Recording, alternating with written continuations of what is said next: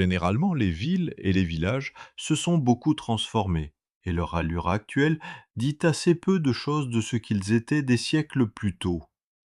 Mais il y a des continuités qui permettent de tirer un fil tout de même solide du passé au présent. Voilà la mairie, accolée à la tour-porte de la ville.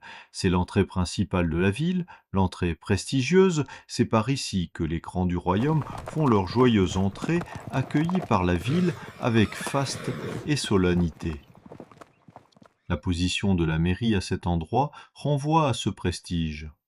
Or, apparues au XIXe siècle, les mairies ont été édifiées alors que les joyeuses entrées avaient disparu. Voilà qui semble indiquer que la mairie a succédé à la maison commune en même lieu et même place. Cette maison abritait les consuls et leurs conseils qui administraient la communauté depuis au moins le XIIIe siècle. Ils se réunissaient dans ce qu'on appelait donc la maison commune ou la maison de ville.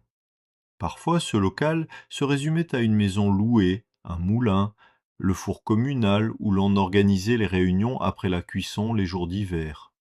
L'été, on pouvait se rassembler simplement sur la place publique ou devant les remparts où se trouvait suffisamment d'espace pour réunir le conseil général de tous les habitants. À Sommières, un trésor d'archives nous apprend que la maison commune se trouvait déjà à l'emplacement actuel de la mairie dès 1511. Il s'agit d'un acte en latin, d'une copie de reconnaissance faite au roi.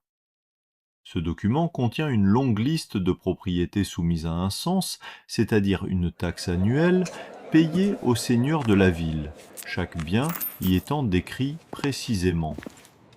Et que lit-on dans ce document? Que la communauté d'habitants de Sommières est redevable du cens pour une partie d'une maison accolée à la tour du pont, achetée à un certain Jean Vergier, boucher de son état. Le but? En faire la maison de leur consulat. Ce n'est donc pas un détail, car ce document indique l'année même de la transformation de cette maison particulière en maison commune. 1511 est donc une date importante pour la ville. Cette acquisition semble avoir marqué un tournant. Et pour cause, le premier registre des délibérations consulaires qui nous soit parvenu date de l'année suivante, 1512. L'installation dans ces nouveaux locaux a effectivement marqué un tournant dans les affaires locales. Depuis cette date, les archives de la commune ont été scrupuleusement conservées. Sommières se modernise donc en ce début du XVIe siècle, et c'est grâce à la diligence des administrateurs de cette époque qu'il est aujourd'hui possible de vous proposer cette visite immersive de la ville. Bonne visite!